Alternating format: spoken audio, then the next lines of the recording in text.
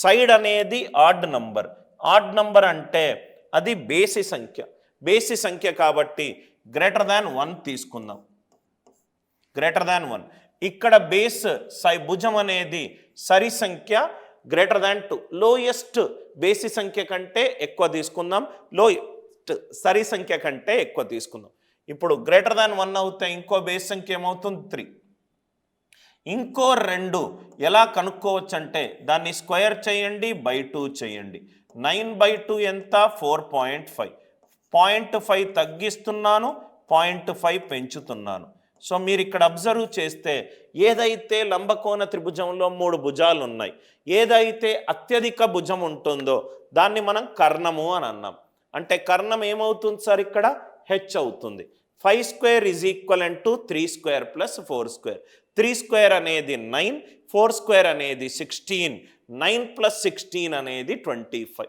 3, 4, 5 3 భుజాలు వచ్చాయి. ఇవన్నీ కేసులు ఏంటి సార్? భుజము బేసి సంఖ్య తీసుకున్నప్పుడు. 3 తర్వాత బేసి సంఖ్య ఏంటి? 5. దీన్ని స్క్వేర్ చేయండి. 5² / 2 25/2 12.5. 0.5 తగ్గించండి, 0.5 పెంచండి. 12.5కి 0.5 తగ్గిస్తే 12, 12.5కి 0.5 పెంచితే 13.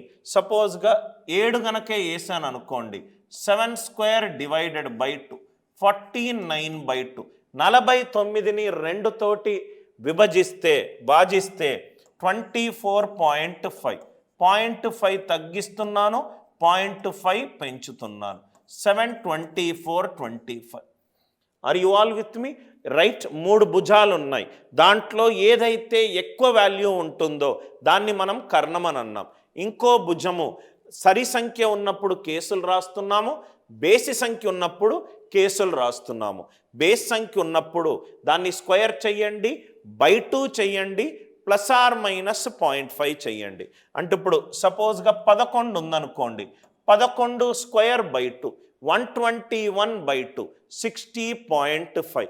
0.5 తగ్గించండి, 0.5 పెంచండి. 11, 60, 61. 13ని స్క్వేర్ చేయండి, బై 2 చేయండి. 169/2 84.5.